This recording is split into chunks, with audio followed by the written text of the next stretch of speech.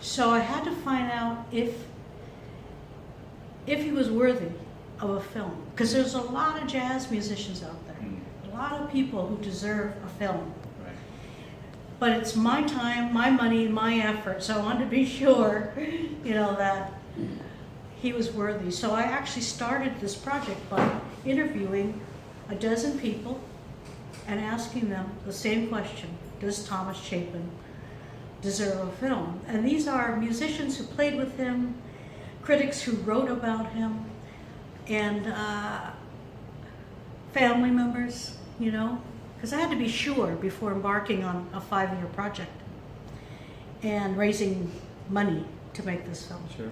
So when I asked them that question, they all had the same answer. They all said, absolutely, he is worthy of a film. And then I said, well, okay, tell me why. So I took the next step, and they all answered that question. And their answers are in the film, basically. Their answers convinced me that I should embark on this, make the film about him, and let the world discover him, because he's, by the time I'm done with the film, it's 20 years since his passing, and he will have been forgotten. People would, a very small portion of the world knows who he is, that saw him play or knew him, but a huge majority of the world, like people like you, did not know this man, did not hear him play, did not have a clue until they see this film. And I'm hoping that my film will make people like you say, I'm glad I saw this film. And I am glad I saw it. It's very moving. It's hard to fathom someone that has that kind of genius, and you didn't see it. His family didn't see it early on. It just kind of blossomed out of nowhere, almost, it seems like, from a guy who played the flute in the band, in a marching band, right, to someone who could play the way he did. So you had a lot of source material in the movie. The rule is, 3 or 5 times or 10 times as much footage as you actually need to put something like this together. Given that it had, so much time had passed since his passing, how difficult was it for you to put together all of that source? Well, it's interesting. Thomas was a collector. He collected every piece of film or video, because we didn't have digital media back then, okay? Yeah. But film or video, and I guess there was some VHS. And if somebody had recorded his performance, he would get a copy. So when I began my research, I began to find in his archives, which is at Duke University, everything's archived there. Terry, his wife, sent everything down there after he passed away, and there's like over 100 boxes of material at Duke University in the archives. So I asked them for a list of all the media that was there that they had collected, of Thomas, and there was quite a bit of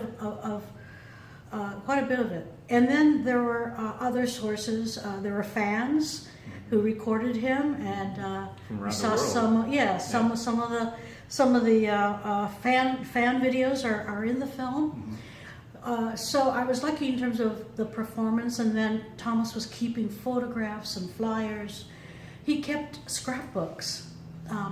And I asked Terry, my sister, later, I said, why did Thomas keep all this material, What in the world was he keeping this for? And she said, she asked him the same question, and he said, for my biographer.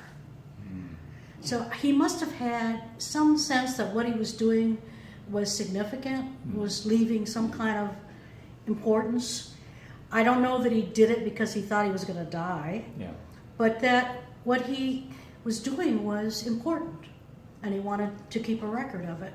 So I benefited from him thinking one day somebody's going to come along and want to tell my story. Well, it happens to be his sister-in-law, who's also a filmmaker, and I think this will be the seminal, piece of information about who he was when he lived on this earth. And maybe someday somebody else will make another film or write a book. But for now, this is the film that's going to introduce him to the world. And my strategy is to cut this film down so that I can show it in schools and classrooms and get it on in film festivals and television, international television. So I have strategies that are being played out right now. I've just cut the film down from this 2.5 hours to an hour and a half, Okay. or 90 minutes. Right. So I took an hour out of what you just saw. Yeah. And I've also cut it down to 50 minutes, Mm. which is the classroom version and which is the version that will be used on international TV. And Thomas was big in Europe, and international audiences for jazz are huge. Mm. So we believe that the sales of this film in the 50 and the 90-minute versions to Europe is going to be good. So